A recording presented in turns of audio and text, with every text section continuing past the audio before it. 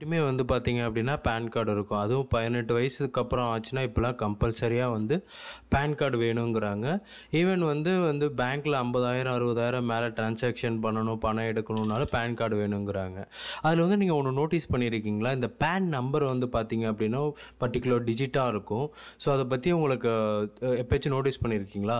சரி வாங்க அதை பற்றி பார்க்கலாம். அந்த அந்த டிஜிட்ஸ்லாம் வந்து பார்த்திங்கன்னா எப்படி பிரிக்கிறாங்க, அதுக்கு என்ன மீனிங் அப்படின்ட்டு நம்ம இந்த வீடியோவில் வந்து ஃபுல்லாகவே பார்க்கலாம். அதுக்கு முன்னாடி நம்ம சேனலை வந்து சப்ஸ்கிரைப் பண்ணணும்னா மறக்காமல் வந்து பண்ணிவிடுங்க.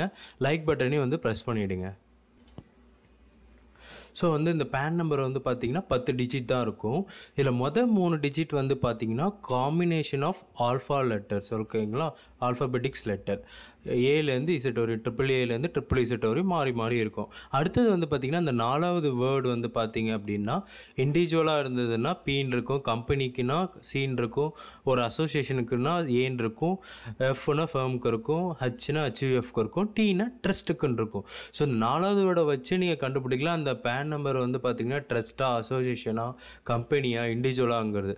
அடுத்தது வந்து பார்த்திங்கன்னா 5வது லெட்டர். இந்த 5வது லெட்டர் வந்து பார்த்திங்கன்னா உங்களோட சர்நேமோட ஃபஸ்ட்டு லெட்டர் வந்து 5வதாக இருக்கும் டிஜிட்.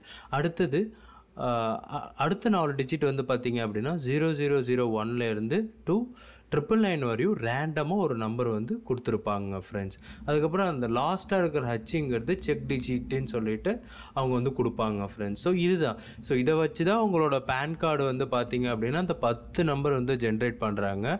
நீங்களும் உங்கள் பேன் கார்டை எடுத்து நீங்கள் பார்த்தீங்கன்னா உங்களுக்கு தெரியும் 4வதாக இருக்கிறது வந்து பார்த்திங்க அப்படின்னா கொடுத்துருப்பாங்க. என்னது உங்களுக்கு வந்து பி தான் மோஸ்ட்லி இருக்கும் இண்டிவிஜுவலாக இருக்கிறவங்களுக்கு.